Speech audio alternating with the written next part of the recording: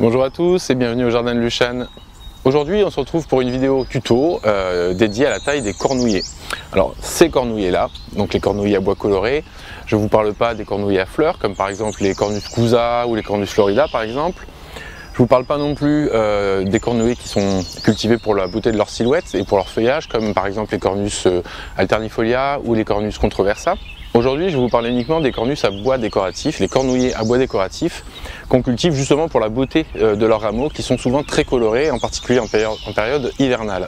Ce sont des arbustes qui ont un feuillage qui est caduc, donc qui va tomber en automne, parfois en prenant de très très belles teintes, et ensuite il va donc révéler, ces arbustes vont révéler des bois qui sont très colorés. Donc par exemple ici on a le Cornus Stolonifera flaviramea ou Cornus Sericea flaviramea, parfois ils ont plusieurs noms. Donc lui il a un feuillage vert à banal, souvent ils sont verts, des fois ils sont panachés les cornus à bois décoratif. Donc un feuillage vert assez banal, lui en saison il prend pas des super coloris. Par contre après ses branches peuvent être un vert très très clair, même jaune, un jaune très intense s'il fait froid sous certaines conditions climatiques. On a également le Cornus Midwinter Fire. Lui c'est un bois orangé, très belle teinte du feuillage, teinte jaune ambrée orangée à l'automne. Et puis on a également devant ici, j'en vois moins mais je vous le montre de toute façon en image, le Cornus Alba Bâton Rouge qui fait un bois lui qui est carrément rouge comme son nom l'indique. Et qui prend également de très belles teintes à l'automne, le feuillage devient un petit peu orangé, rouge, vraiment de toute beauté. Donc pour un décor automnal et un décor hivernal, les cornouilles à bois décoratif c'est vraiment le top. Donc dans cette vidéo, je vais vous montrer comment je les taille, sachant que tous n'ont pas le même âge. J'ai des sujets qui sont très jeunes, qui ont été plantés l'an dernier, d'autres comme celui-là qui sont plantés depuis des années et qui n'ont pas été taillés depuis longtemps. Et en fonction de l'effet esthétique que je veux obtenir ou de leur place dans le massif, je vais les tailler plus ou moins courts. Et en même temps, je vais vous expliquer quelques règles, parce qu'il y a des règles pour avoir des jolis bois comme ça. Vous ne pouvez pas le faire si vous n'intervenez pas. On commence avec la première espèce que j'ai au jardin, et la première variété qui est le Cornus Midwinter Fire. Ici, j'ai donc 5 pieds que j'avais mis un peu en arc de cercle autour de ce laurier sauce. Et je les avais laissés un petit peu pousser. Ça fait un beau décor hivernal avec ce bois orangé pendant vraiment plusieurs mois. Là on arrive à la fin de l'hiver, début du printemps, là on est quasiment fin février, donc ici il faut commencer à songer à les tailler. On peut attendre un petit peu, vous pouvez même attendre qu'il y ait des pousses qui aient commencé à sortir, c'est pas très gênant. Si on regarde ceux qui sont ici, donc l'an dernier on voit que j'avais taillé ici, on voit les anciennes tailles, voilà à peu près à 60 cm du sol. Donc on voit que le vieux bois est orange certes, mais d'un orange beaucoup plus pâle que les jeunes rameaux. Donc ça ce sont les rameaux qui ont poussé pendant la saison précédente. Et on voit qu'ils sont beaucoup plus orangés que les troncs qu'il y a en bas. Les cornouillers, on n'est pas obligé de les tailler tous les ans, on peut le faire que tous les 2 ans. Mais si vous laissez passer plusieurs années, le bois va vraiment finir par vieillir et par perdre ses teintes vraiment marquées. Donc vous aurez un bois qui sera un peu teinté mais qui sera beaucoup moins joli, beaucoup moins sympa que le jeune bois comme ça dont vous allez profiter pendant les mauvaises saisons. Donc l'an dernier j'avais décidé de les laisser pousser un petit peu plus, mais je me suis rendu compte que finalement c'est pas ce qui me convenait. Alors c'est vrai que ça faisait un bel écrin pour le laurier, mais j'ai des plantes derrière, j'ai un rosier, j'ai des persicaires, des choses comme ça, que je finissais par ne plus voir. Donc cette année je vais les rabattre beaucoup plus. Alors bien sûr, comme on va tailler, on a besoin d'un sécateur, bien affûté si possible, et puis éventuellement d'un ébrancheur, donc un sécateur de force avec un gros manche comme ça. Sur le bois plus épais, le sécateur ne va pas suffire, donc plutôt que de blesser la plante et de risquer de me faire mal, je prends un ébrancheur, ce qui me permet de couper les plus grosses branches. Bien, donc je vous ai dit que cette année j'allais beaucoup les réduire, donc en fait je vais redescendre quasiment jusqu'en bas. Voilà, à peu près une dizaine de centimètres, j'ai coupé en tout cas les plus vieilles branches très bas.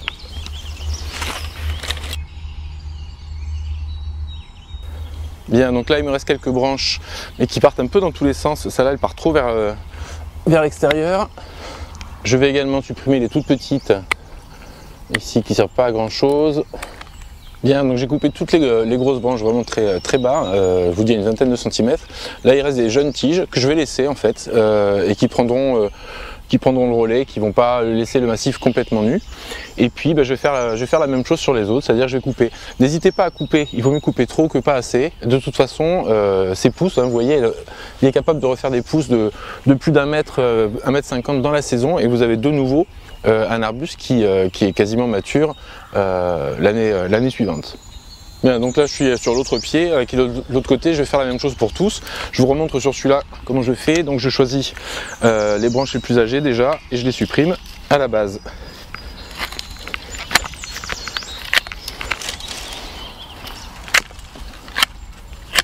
Bien, donc là j'ai coupé les branches les plus anciennes. Je pourrais le laisser comme ça, sauf que j'ai des branches qui vont venir à l'intérieur sur l'allée. Donc celles-là je vais les supprimer complètement, à la base également. Voilà, et puis celles qui restent, je vais les raccourcir. Bon là je le fais vraiment au feeling. Hein. Alors j'essaye de tailler au-dessus d'un nœud, c'est-à-dire au-dessus d'un futur départ de feuilles. Alors pour reconnaître les yeux hein, ou les nœuds, c'est pas très difficile. Si vous regardez le long de la tige, vous avez à chaque fois des petits départs, comme des petites pousses qui vont dans un sens puis dans l'autre sens, hein, donc c'est alterné. Donc vous coupez juste au-dessus d'un œil. Voilà, donc celui-là il est terminé. Alors j'aurais très bien pu, hein, vous pouvez si vous le souhaitez, tout raser au même niveau, c'est-à-dire à ce niveau-là, et tout couper, ça repartira sans problème. Ça peut paraître très drastique, mais si vous voulez avoir des jeunes bois colorés, il faut le faire. Si vous ne le faites pas, vous aurez des cannes qui seront beaucoup moins sympas visuellement. Allez, je continue sur tout l'ensemble et on passe à un autre cornouiller ensuite.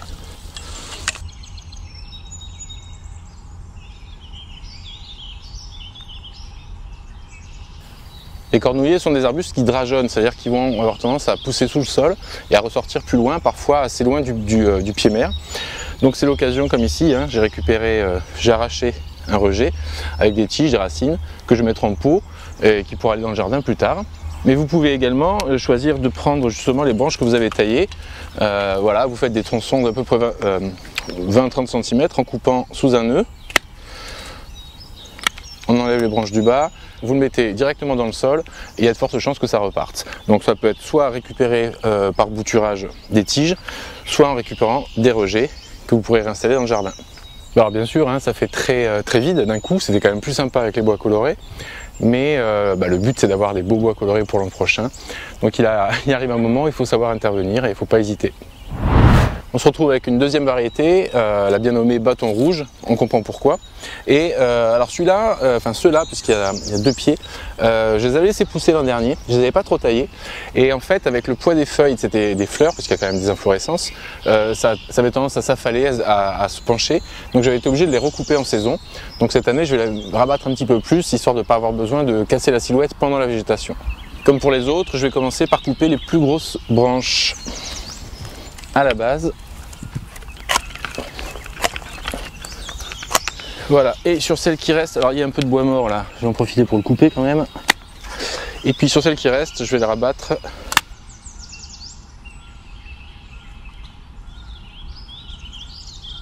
Bon voilà, je ne l'ai pas rabattu au pied, j'aurais pu. Là ça me convient, je vais faire la même chose sur l'autre.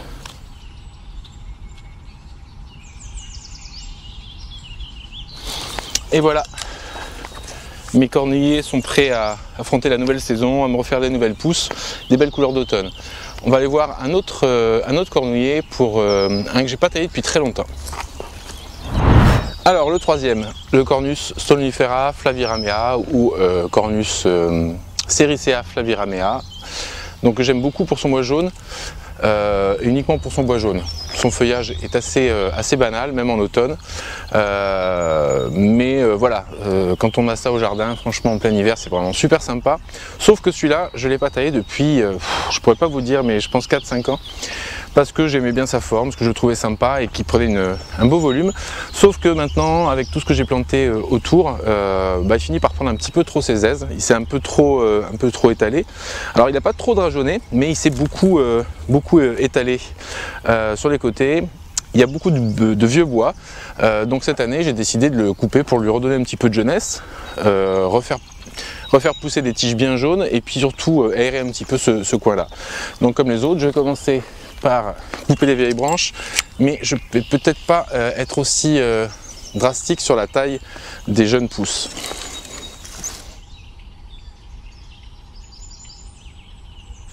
Toujours Starsky, toujours prêt à aider quand il y a des morceaux de bois.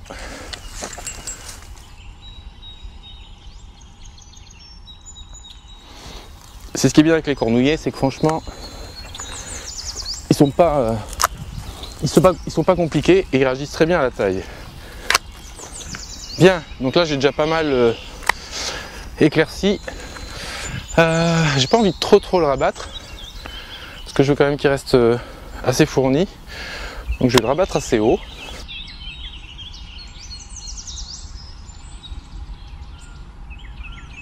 Donc voilà, là je vais laisser comme ça.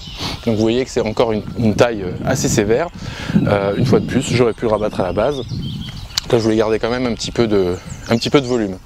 Donc je vais faire tout ce qu'il y a derrière également, comme ce que j'ai fait auparavant.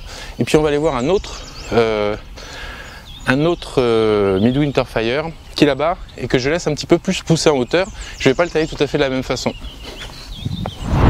Bien, donc on se retrouve avec le dernier exemplaire que je vais vous présenter. C'est encore Midwinter Fire, donc c'est comme le premier, hein, ceux que j'avais en arc de cercle autour du laurier là. Sauf que celui-là, en fait je vais le tailler un peu différemment et le tailler un petit peu comme un petit arbre. Et pour le tailler comme un petit arbre, et ben, il faut que je dégage des troncs. Donc on voit qu'on a, celui-là je l'ai laissé pousser pareil un petit peu, on voit qu'on a justement les vieux bois. Alors ceux-là je vais les conserver, je vais enlever un petit peu la partie basse et je ne vais garder qu'une touffe au sommet, ce qui fait que ça fera, ça fera comme un arbre un petit peu miniature. Donc je vais commencer par enlever toutes les branches latérales sur les branches principales.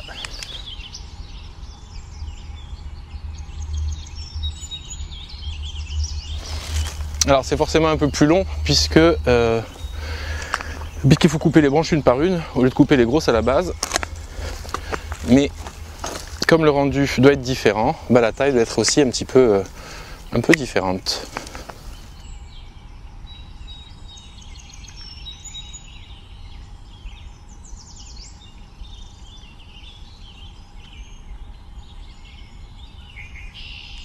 Bien, donc en fait vous allez dégager le tronc sur la hauteur qui vous intéresse. Vous pouvez les laisser pousser encore un petit peu plus ou vous pouvez les rabattre davantage. Ce qu'il y a, c'est que là j'ai beaucoup de branches et certaines se touchent un peu. Et moi ce qui m'intéresse, c'est d'avoir un truc un peu en gobelet, c'est-à-dire assez aéré. Donc celle-là par exemple qui vient de l'intérieur ici, elle ne m'intéresse pas trop. Donc je vais la supprimer également à la base. Et c'est seulement une fois que j'ai nettoyé sur la hauteur que je peux voir ce que ça donne. Celle-là également, elle est trop proche, donc je la coupe également à la base.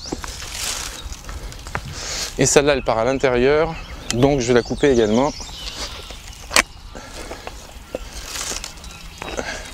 Donc ce qui est bien, c'est que je suis parti, moi ça me semble toujours mieux de partir sur des nombres impairs. Donc j'étais en train de vous dire que je conservais 5 branches, donc plutôt un nombre impair, assez aéré. Et donc je garde ça au sommet que je vais raccourcir légèrement pour laisser passer un peu le regard et puis qu'elle refasse des pousses, des jeunes pousses bien colorées.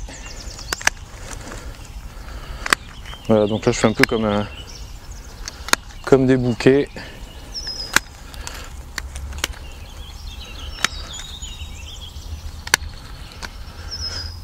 Bien, donc voilà, j'ai fini la taille de ce cornouiller. Donc vous voyez que c'est pas du tout le même principe que sur l'autre, puisque là je garde des grandes branches pour former des troncs. Mais après c'est pareil, je raccourcis les pousses au sommet de façon à ce que ça refasse de nouveau des belles pousses. Voilà, donc vous voyez qu'il ne faut vraiment pas hésiter, il ne faut pas trop vous prendre la tête.